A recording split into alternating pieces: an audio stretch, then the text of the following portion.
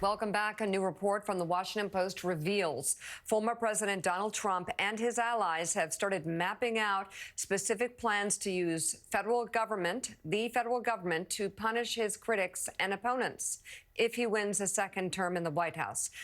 The plan has been dubbed Project 2025, and the Post reports that Trump has named individuals he wants to investigate or prosecute.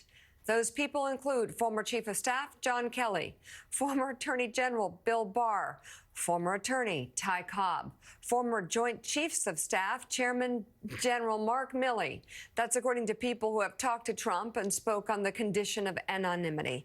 A person familiar with the matter said Trump has also talked about prosecuting officials at the FBI and Justice Department. Additionally, the Post reports the former president's associates have drafted plans to potentially invoke the Insurrection Act on his first day in office to allow Trump to deploy the military against civil demonstrations.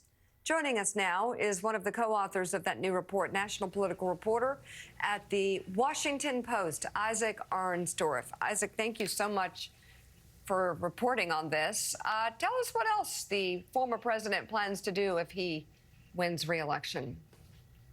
Well, simply put, he wants revenge. He wants to use the power of the federal government to punish his critics. And what's the crime that they committed? It's the crime of criticizing Donald Trump.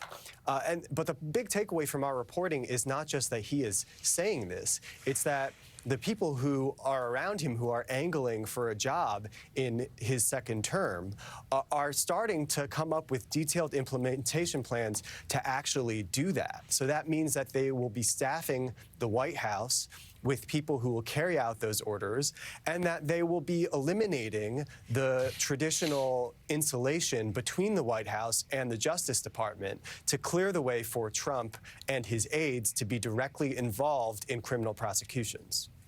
Isaac, one of the other really attention-grabbing parts of your story is the Insurrection Act, which, of course, hasn't been invoked in quite some time, to say the least. And we know that the president and President Trump and his team considered it in the summer of 2020 during the George Floyd protests, which in many cases became anti-Donald Trump protests. But you've got new reporting that suggests that they might try to invoke it again soon after taking office to, I assume, quell the uprisings that would be against his election and inauguration. Tell us a little bit about that. How serious is this? Are they confident it could survive legal challenges? And frankly, just how unprecedented it would be?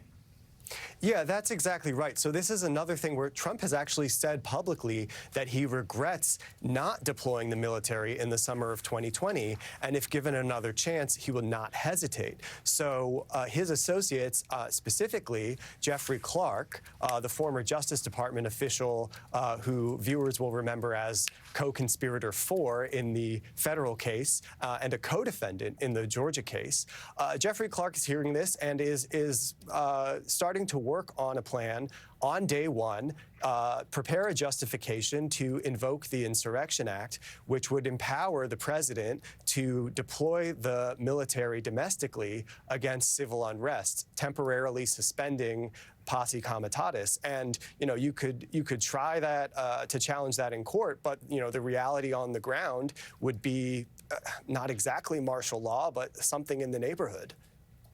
Wow. The Washington Post's Isaac Arnsdorf, thank you very much for your reporting this morning. And up next,